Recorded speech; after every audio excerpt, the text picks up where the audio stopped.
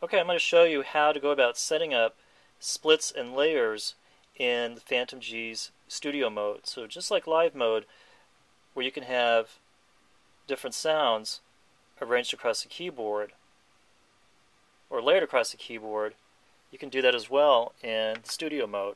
So I'm going to start off with first by going to an empty studio set, select that.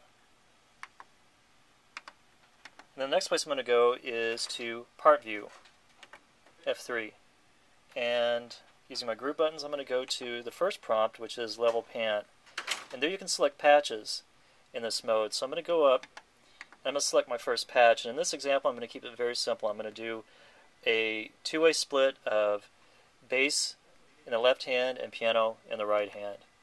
So, go up to my first sound, press Enter, and I get the patch list. And I'll cursor down, and I'll select a bass guitar patch. And then for my next sound, I'm going to choose a piano patch. So I'll press Enter.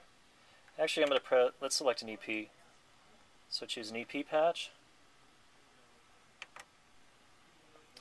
And now to actually set up the split and layer, I'm going to go back to my group buttons, and I'm going to go to Keyboard. And here's Part 1 and Part 2.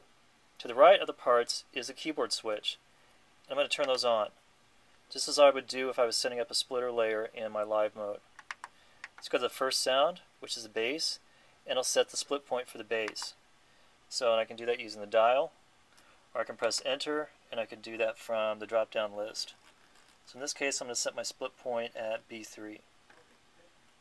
The bass. There we go. And then for the next sound, same thing. I'm going to set the split point now for the EP patch. So go to my lower point. Again, I can use the dial to set that. I'll press Enter. And from the list, I'll choose C4. So playing the keyboard.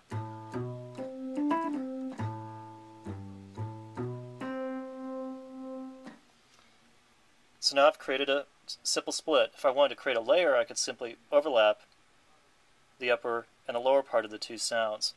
Keep in mind, in studio mode you have 16 parts. You could actually set up in a studio set with all 16 parts, 16 different sounds that were either split or layered or combined as such across the keyboard.